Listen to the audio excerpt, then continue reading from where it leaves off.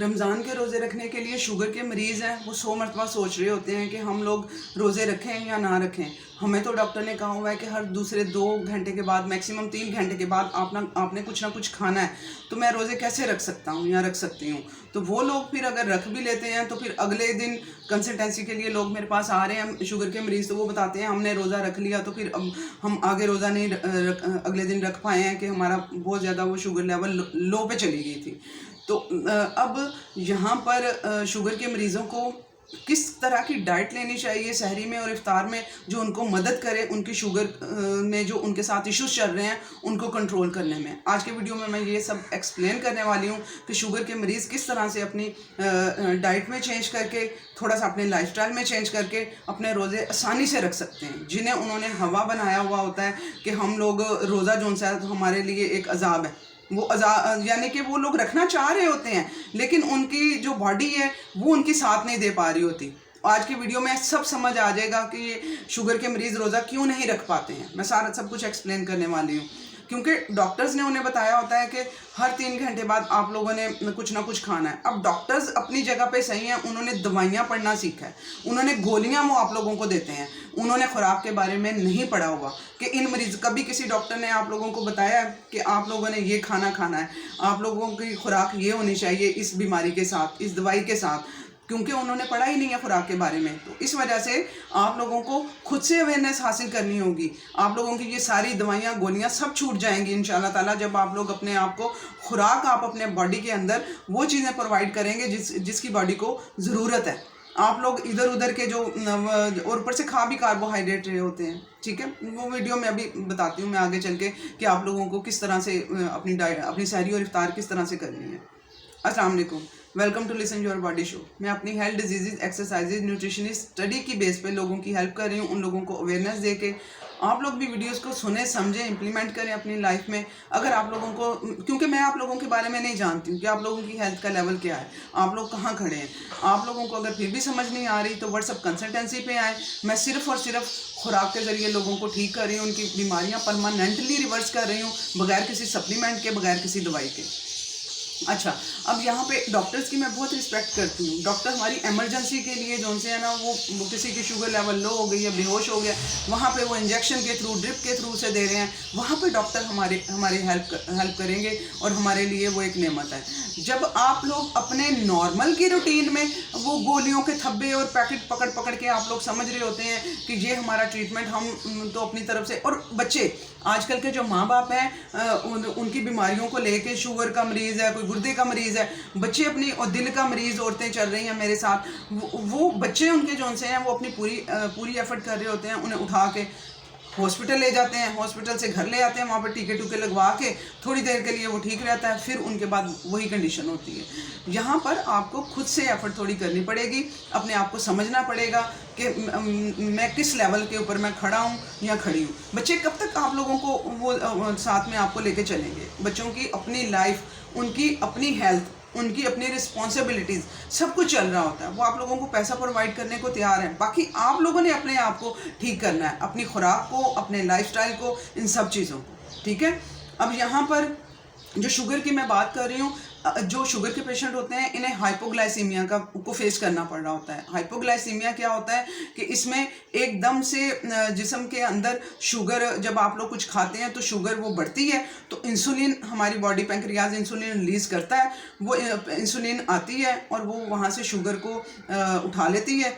तो उसके बाद क्या होता है, 2 घंटे बाद, 3 घंटे बाद वो शुगर तो इंसुलिन ले गई, बाकी फिर वो शुगर लेवल डाउन हो जाता है। एकदम से शुगर लेवल आहिस्ता आहिस्ता करके आते हुए 100 से नीचे 80 पे, किसी का 70 पे पहुंचा हुआ होता है, ठीक है, वो एकदम से शुगर लेवल डाउन हो जाना। जबकि जो सेहतमंद इंसान होते हैं और जो जिनकी खुराक अच्छी होती है, उनका क्या होता है, जब वो खाना खाते हैं तो ग्रेजुअली उनके ब्लड में शुगर थोड़ी आहिस्ता आहिस्ता करके जाती रहती है, जितनी रिक्वायरमेंट होती रहती है। और इसी तरह से ही पैंक्रियाज भी जो है वो ग्रेजुअली इंसुलिन बनाता रहता है ना।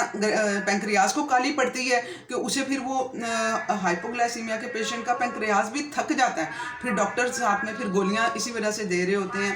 तो वो गोलियां क्या है, जो इंसुलिन प्रोड्यूस करवा रही होती हैं, वो कह लो कि एक तरह से उसे मार के पैंक्रियाज को उसमें से वो इंसुलिन निकालती हैं, वो गोलियां जो गोलियां खा रहे होते हैं। अब इसका भी सलूशन मैं आप लोगों को बताती हूँ कि किस तरह से आप लोगों ने इंसुलिन से अपनी जान छुड़वानी है। अच्छा, अब रोज़े में अब फिर इसी वजह से फिर जब आप लोग सहरी खा लेते हैं, वो साथ में गोलियां भी खाते हैं, वो अच्छा फील 2-3 घंटे के लिए हो जाता है। उसके बाद जब फिर वो खाना ग्लूकोज ख़त्म हो जाता है, वहाँ पे फिर हाथ पाँव कांपना, जिस्म कांपना शुरू हो जाता है शुगर लेवल डाउन होने की वजह से। तो यहाँ पर आप लोगों को अपने डाइट में अब क्या चेंजेस करने हैं कि जो आपको मदद करेंगे, ऐसे शुगर के पेशेंट्स को हेल्प मिलेगी।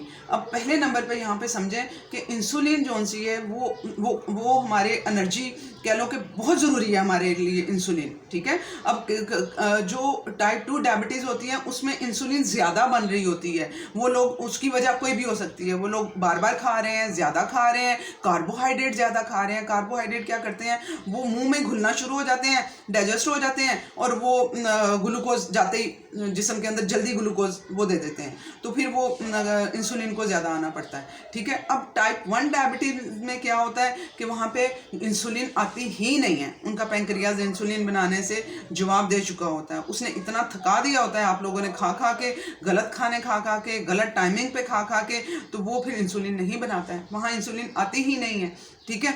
अब यहाँ पे आप लोगों को क्या करना है, जो इंसुलिन ले रहे हैं, तो उन लोगों ने अपना जब कुछ भी खाना पीना है तो उसके साथ आप लोगों ने अपने खाने की शुरुआत अपने किसी फ्रूट से करनी है, ठीक है। इंसुलिन की क्वांटिटी आप आहिस्ता आहिस्ता करके डोज उसकी आपकी खुद ब खुद आप लोगों ने चेक करते रहना, आप लोगों की वो डोज आहिस्ता आहिस्ता कम होती जाएगी। अगर आप लोगों को खुद से नहीं पता चल रहा, मैं फिर कह रही हूँ कि कंसल्टेशंस पे आके आप अपने इन चीज़ों को रिवर्स करवा सकते हैं। अच्छा, अब आप लोगों ने क्या करना है, और फ्रूट आप लोगों ने कैसा लेना है, फ्रूट से क्या होगा कि उसमें थोड़ी शुगर भी होगी, ठीक है, फ्रुक्टोज भी थोड़ा होगा और फाइबर भी होगा उसके अंदर। और हम लोग ये क्यों आप लोग लेंगे खाना खाने से पहले, उसकी रीज़न ये होगी कि हमें इंसुलिन को बुलाना है, इंसुलिन आएगी और वो आपके खाने को डाइजेस्ट करवाएगी और एनर्जी सेल के अंदर जाएगी। अगर इंसुलिन ही नहीं आएगी तो आप लोगों का जो सा है वो खाना डाइजेस्ट भी नहीं होगा, ठीक है। तो आप लोगों ने और फ्रूट कैसा होना चाहिए, सोलुबल और इनसोलुबल। सोलुबल का मतलब होता है जो आपके खून में शामिल हो जाए, डाइजेस्ट हो के आपके जिस्म का हिस्सा बन जाए। इनसोलुबल वो होता है जो हजम ना हो और आपके जिस्म से वैसे ही आपकी बॉडी से होता हुआ छोटी आंत फिर बड़ी आंत में जाके वो गुड बैक्टीरिया का खाना बनता है। गुड बैक्टीरिया का तो नामो निशान भी इन मरीजों में नहीं होता है, ठीक है। गुड बैक्टीरिया की इनमें कमी होती है। गुड बैक्टीरिया, हालांकि जिनकी बॉडी में गुड बैक्टीरिया हो ना, अगर इन लोगों की जिनको शुगर के जो मरीज हैं, तो गुड बैक्टीरिया क्या करते हैं, जब शुगर का लेवल कम होता है तो ये तब वो रिलीज करवाते हैं, जो स्टोर शुदा ग्लूकोज होता है ये एनर्जी प्रोवाइड करवाते हैं, ठीक है। सिग्नलिंग यहाँ पे होती है हमारे जिगर को और हमारे जिस्म का हर हिस्सा हमारी मदद करने को तैयार है, लेकिन हम लोगों ने उसकी केयर करना छोड़ दिया, तो फिर उसने भी हमें जवाब दे दिया होगा। बात इतनी सी है, ठीक है। तो अब ये इनसोलुबल फाइबर पे आते हैं। मैं कह रही थी कि इनसोलुबल फाइबर क्या है कि जो आंत से, बड़ी आंत से होता हुआ रेक्टम से उसने स्टूल के जरिए बाहर निकलना होता है, ठीक है। तो अब यहाँ जैसे कि आप कह लो कि खीरे का इनसोलुबल फाइबर है, जैसे कि आप लोग कह लो कि खरबूजा, गरमा, ठीक है, वो इनसोलुबल फाइबर है। जो सोलुबल फाइबर है जैसा कि सेब, नाशपाती, वो आपको हेल्प करेंगे। वो इसलिए कह रही हूँ कि इन मरीजों का गट के भी इशू चल रहे होते हैं। अगर इनसोलुबल फाइबर खा लिया और आप गट की, आपकी आंतें मूव नहीं कर रही हैं, आंतों की हेल्थ ठीक नहीं है, तो वो आपके लिए ब्लोटिंग करेगा, आपको मसला करेगा। तो इस वजह से आपने सोलुबल फाइबर को सिलेक्ट करना है। जैसे कि सेब हो गया, वो थोड़ी मिकदार में आप लोग वो उससे अपना खाना से पहले वो स्टार्ट करेंगे और फिर आप लोग अपना खाना खाएंगे। अब खाने पे आते हैं। अब जो हमारे इन लोगों हमारे जो शुगर के मरीज़ होते हैं ना, इनमें इंसुलिन जो सा इनका हार्मोन है वो तो ख़राब हुआ ही होता है, साथ में जो सा इनका जो हार्मोन है, जो सटाइटी हार्मोन है, जो सेटिस्फेक्शन देने वाला हार्मोन है, वो भी ख़राब हुआ होता है। कोई सेटिस्फेक्शन इनकी बॉडी में नहीं जा रही होती कि हमने क्या खाया, क्या पिया, बस खाए पिए जा रहे होते हैं 2-2 घंटे के बाद। तो वो जो सटाइटी हार्मोन है उसको अब किस तरह से इन लोगों के एक्टिवेट इन लोगों को करवाना चाहिए। इन लोगों को अपने सहर और इफ्तार में फाइबर रिच फूड लेनी चाहिए, ठीक है, ताकि वो क्या फिलनेस देंगी कि वो उससे फिर आपको सेटिस्फेक्शन भी होगी कि हम लोगों ने कुछ खाया हुआ है, और वो फाइबर जो सा है वो उसका इंटेक जो सा है वो बॉडी के अंदर वो मूव करता जाएगा और बॉडी के अंदर स्टे करेगा और उतनी देर आपको एनर्जी में वो रखेगा। अब फाइबर रिच में आ जाएगा, जैसे कि सीड्स नट्स आप ले सकते हैं, चिया सीड ले सकते हैं, लेकिन उनको भिगो के लेना चिया सीड को, ठीक है, वो फूलते भी हैं, वरना आप ऐसे ही लेके ऊपर से पानी पी लेंगे, वो आंतों में अटकेंगे और वो उस तरह से वो नहीं फूले तो वो उसका फ़ायदा ही नहीं होगा। तो आप लोगों ने उसे पानी में उसे 2 घंटे के लिए उसे सोक करें या रात को सोक कर लें, सुबह उसे वो आप लोग अपनी सहरी में ले सकते हैं। तो आप लोगों ने इस तरह से सीड्स नट्स का इंटेक करना है, फाइबर रिच फूड का, कि वो फिर आप खुद देखेंगे कि आप लोगों का 3-4 घंटे भी गुजर गए हैं तो आप लोगों को काली नहीं पड़ रही है, तो वो फाइबर है। और ऊपर से इस फाइबर ने जाके गुड बैक्टीरिया का खाना भी बनाना है, तो वो फिर आपको एनर्जी में सारा सिस्टम आपका सीधा वो रखेगा। उसके बाद इन लोगों को हेल्प मिलेगी प्रोटीन से, ठीक है, प्रोटीन इंटेक ये लोग अच्छा रखेंगे तो वो इनके जो इंसुलिन है उसको भी वो कंट्रोल करेगा, जो कार्बोहाइड्रेट है वो जल्दी से इंसुलिन प्रोड्यूस करवाएंगे, जो प्रोटीन है वो डाइजेस्ट होने में थोड़ा टाइम लगाएगी, उसने जाके मैदे में डाइजेस्ट होना है, ठीक है। इसके लिए प्रोटीन के लिए मैदे के तेज़ाब का भी आप लोगों ने ख्याल रखना है कि मैदे का तेज़ाब अच्छा होना चाहिए, प्रोटीन को डाइजेस्ट होने के लिए मैदे के तेज़ाब की ज़रूरत पड़ती है। तो आप लोगों ने प्रोटीन में जैसे कि दालें, उससे फाइबर भी मिल जाएगा आप लोगों को और प्रोटीन भी मिल जाएगा। इसके अलावा अंडे, गोश्त, ये आप लोगों ने अपनी डाइट में इसका इंटेक, दही का इंटेक आप लोगों ने रखना है। गुड बैक्टीरिया प्रोबायोटिक भी है दही और साथ में प्रोटीन भी है और आपको सेटिस्फेक्शन भी आप लोगों को देगा। ये आप अपनी सहरी में और इफ्तार में इन चीज़ों का ख्याल रखेंगे। उसके बाद यहाँ पे गुड फैट, ठीक है, गुड फैट का बहुत गहरा ताल्लुक है पेंक्रियाज को ठीक करने के लिए, लेकिन अगर आप लोग ज़्यादा मिकदार में ले लेंगे तो यही फ़ायदा नुकसान में कन्वर्ट हो जाएगा, क्योंकि यहाँ पर आप लोगों को पित्ता भी अच्छा होना चाहिए, जिगर का काम अच्छा होना चाहिए गुड फैट को डाइजेस्ट करवाने के लिए। तो अगर आप लोग फ़ैट तो लेते जा रहे हैं लेकिन वो डाइजेस्ट ही नहीं हो रहा, फिर आपका कोलेस्ट्रॉल, आपको लोग कहेंगे कि वो मेरा बढ़ गया और मेरे दिल को काली चढ़ रही है, ऊपर को आ रहा है, वो उसकी रीज़न होगी कि बाइल प्रोड्यूस नहीं हो रहा है, ठीक है। मेरे वो जिगर वाले वीडियोस भी आप सुन लें, बाइल वाले भी सुनने, आपको आइडिया हो जाएगा मैं क्या बात कर रही हूँ, गुड फैट को जिगर और बाइल के साथ क्यों कनेक्ट कर रही हूँ। क्योंकि जब हम फैट वाली कोई चीज़ खाते हैं ना तो हमारा जिगर वो एक कह लो कि जूस प्रोड्यूस करता है, वो रतूबत प्रोड्यूस करता है जिसे बाइल कहते हैं, वो जाके हमारे उसमें पित्ते में जाके स्टोर होती है। जब गुड फैट खाते हैं तो पित्ता उसे कंसनट्रेट करके यानी थोड़ा पतला करके तो उसे वो रिलीज़ करता है और फिर वो जाके हमारे फैट को डाइजेस्ट करवाती है। तो ये इसकी गेम है। तो आप लोगों ने लेकिन गुड फैट का, जैसे अंडे की जर्दी हो गई, अंडा पूरा खाएं, आपको गुड फैट भी मिल जाएगा, प्रोटीन भी मिल जाएगा। देसी घी, मक्खन का इनटेक रखना है, लेकिन खाने उसमें भून भून के नहीं, आप लोगों ने खाने थोड़ी सी मिकदार में आप लोगों ने वो लेना है, ताकि आप लोगों को वो आपका इंसुलिन एकदम से स्पाइक ना करे। गुड फैट से क्या होता है कि वो इंसुलिन को, इसके लिए ना इंसुलिन की रिक्वायरमेंट नहीं होती है फैट के लिए, तो वो इंसुलिन को डिस्टर्ब नहीं करता है। तो इस वजह से गुड फैट आप ले रहे होंगे, आपके पेंक्रियाज और इंसुलिन का कोई उसके साथ कनेक्शन नहीं हो रहा होगा, और फ़ायदा क्या हो रहा होगा, आपको एनर्जी दे रहा होगा, ठीक है, वो आपको ज़्यादा देर तक फीलिंग रखेगा। और जब आप लोग फ़ैट लेना शुरू करते हैं ना तो फिर वो बॉडी में जो जमा शुदा फ़ैट होती है ना, जिस्म को समझ आ जाती है कि मैंने उस फैट को कैसे बर्न करवाना है। बॉडी ने कभी, आप लोगों ने गुड फैट कभी लिए ही नहीं है कोलेस्ट्रॉल के डरते मारे, तो वो आप लोगों के जिस्म ने कभी सीखा ही नहीं है कि आप लोगों ने किस तरह से अपने बॉडी के जो फैट को डाइजेस्ट करवाना है, मूव करवाना है, वहाँ से उखेड़ना है। जो आपके बेली एरिया में, हिप एरिया में जो फैट डिपॉजिट हुआ होता है, वो जो आप गुड फैट खाएंगे, आपका जिस्म मेटाबोलाइज करना सीखेगा, तो फिर वो जिस्म में जमा शुदा को भी जब आप लोगों ने कुछ नहीं खाया होगा तो उसे यूटिलाइज करवाएगा, ठीक है। तो इस तरह से आप लोगों ने इसे लेके चलना है। और ये पराठा खा लेने से, 2-2 रोटियां खा लेने से नहीं काम बनेगा। आप समझेंगे सहरी में पराठा खा लो तो बहुत अच्छा दिन गुजर जाएगा, 3 घंटे के बाद ऊपर से गोली खा लो शुगर की और जो डॉक्टर ने दी हुई है, साथ में पराठा खा लो, 2 रोटियां खा लो, वो आप लोगों का 3 घंटे में गेम ख़त्म हुई होती है। वो कार्बोहाइड्रेट है, वो डाइजेस्ट होकर उसने अपना काम दिखाया होगा। जब तक आप ये कम्बिनेशन ऑफ फूड्स नहीं लेंगे, सारी चीज़ों का ख्याल नहीं रखेंगे, तो तब तक आप शुगर को स्टेबल नहीं कर पाएंगे और आपका रोज़ा अच्छी हालत में नहीं गुजर पाएगा, ठीक है। तो आप लोगों ने इफ्तार में भी इसी तरह से ही अपने फाइबर का ख्याल, प्रोटीन का ख्याल, इन चीज़ों का रखना है, ताकि फिर आपको उसकी वजह आपने रोज़ा खोला तो एक बार ही मुंह खोलें, एक बार दो बार ही मुंह खोलें। आप लोग स्नैकिंग पे मत जाएं कि सोने से पहले कुछ ले लो और फिर सुबह उठ के सहरी ले लो, तो वो तो फिर आप लोग अपने पैंक्रियाज को बार बार काम कराई जा रहे हैं, तो इसी वजह से तो टाइप 2 डायबिटीज़ होती है। तो आप लोगों ने जब ये चीज़ें खाएंगे ना, फाइबर, प्रोटीन, ये आप लोगों को बार बार भूख भी नहीं लगने देगा। तो आप लोग एक मरतबा सेटिस्फाई होकर वो आप लोग वो उस पर कायम दाम रहेंगे, तो आपकी शुगर भी इस तरह से कंट्रोल रहेगी। उसके बाद आप लोगों ने अपनी शुगर को कंट्रोल करने के लिए टूल बनाना है अपनी वॉक को। खाना खाने के बाद 10 से 15 मिनट आप लोगों ने, कम से कम 15 मिनट आप लोग वॉक अपनी रख लेंगे। सिंपल चहलकदमी की तरह जो वॉक होती है वो आप रख लेंगे।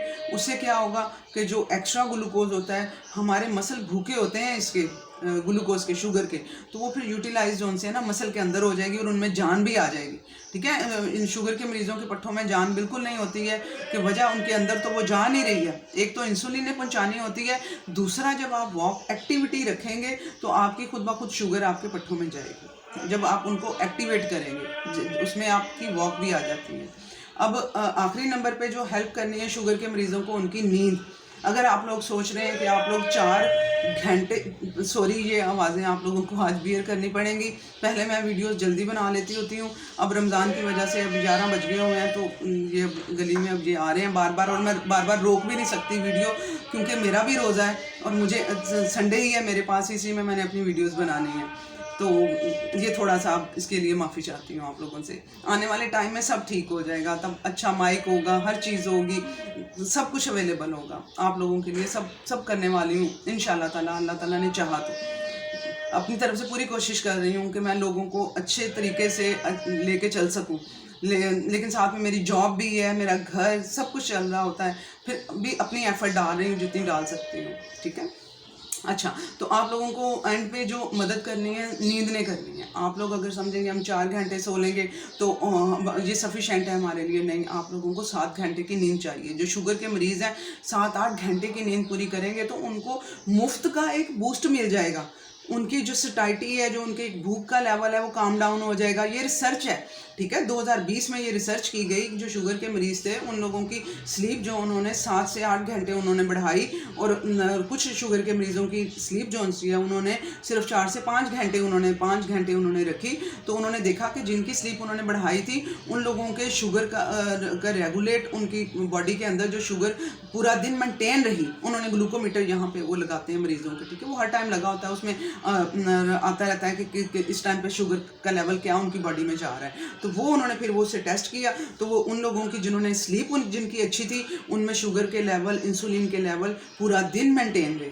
तो इस वजह से आप लोगों ने भी अपनी नींद को पूरा करना है। रमज़ान है, आप लोग अपना खाना टाइम से ख़त्म करें, और कम से कम 5 घंटे की नींद आप सहरी से पहले पूरी कर चुके हैं।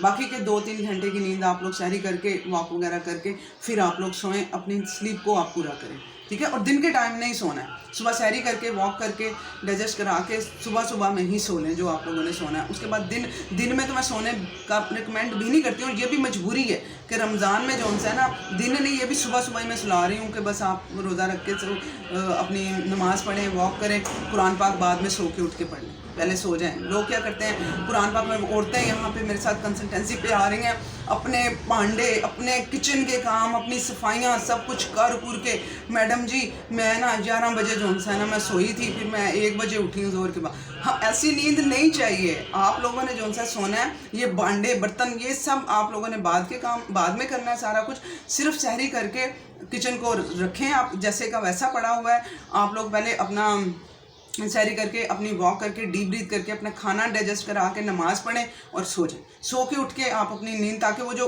थोड़ा सा बीच में उठे हुए हैं, गैप आया हुआ है रमज़ान की वजह से, वो उसको फिल कर हो सके, क्लोज टू जा सकें आप उसके, वरना मेलाटोनिन हार्मोन आपका बिल्कुल हिल के रह जाएगा। आप लोगों को समझ ही नहीं आएगी, रातों को जाग रहे होंगे और दिन को सो रहे होंगे, और यही तबाही है सारे हार्मोन्स के ख़राब होने की। तो प्लीज़ ये सब वीडियो प्लीज़ शेयर करें। बहुत से शुगर के मरीज़ हैं यहाँ पे, बड़ी उम्र के नहीं, यहाँ पे बच्चों को भी ज़रूरत है, बच्चियों को ज़रूरत है जो इंसुलिन रेजिस्टेंस जिनकी बॉडी हुई पड़ी है, ताकि वो उनको भी फ़ायदा हो सके। उनके हार्मोन्स बच्चियों के हिले पड़े हैं, PCOD की तरफ वो बच्चियाँ जा रही हैं। Please share it. अल्लाह।